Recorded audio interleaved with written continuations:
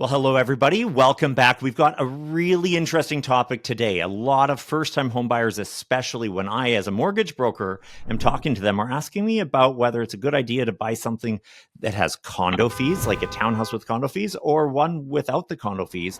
A lot thinking that they would prefer the ones without the condo fees because they don't really see the value that comes with those condo fees. So, Jay, I know that you're working with a lot of buyers asking the very same question. How is it that you would answer this question? Good.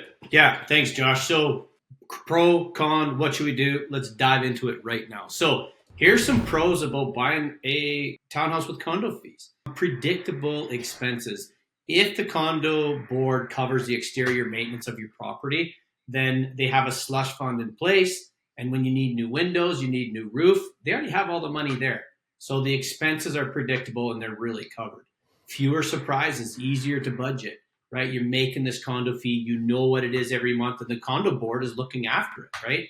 The other really good thing is there's cheaper insurance. So if you're renting right now, more than likely, as long as the condo board has the exterior of all the buildings under one blanket insurance policy, you're just going to need tenant insurance. So that's another great thing about having a condo that has, or townhouse, sorry, that has condo fees. Now, with everything that's good, there's going to be a few bad things. So let's talk about some of these cons, right?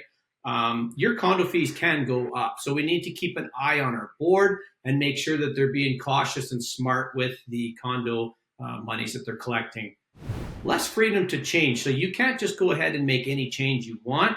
You have to make sure that the board rules allow it and the board accepts it. You can't have as many dogs as you want. So some of them are pet restricted. And so we want to make sure that if you have a pet, that that's something that we can look after.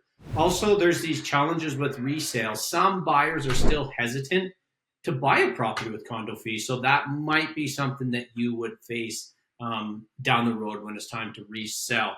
But you know what? Overall, overwhelmingly, the properties that I'm looking at with my buyers, there's this long-term protection that's afforded to the townhouses and the properties that actually have a condo board in place. One thing we notice, we'll pull up to a property when there's no fees and there's no condo board in place, and you're going to see cars on blocks, not always, but sometimes like this, right? We were just at one the other day, though, and one half of the building had a brand new roof, looked great.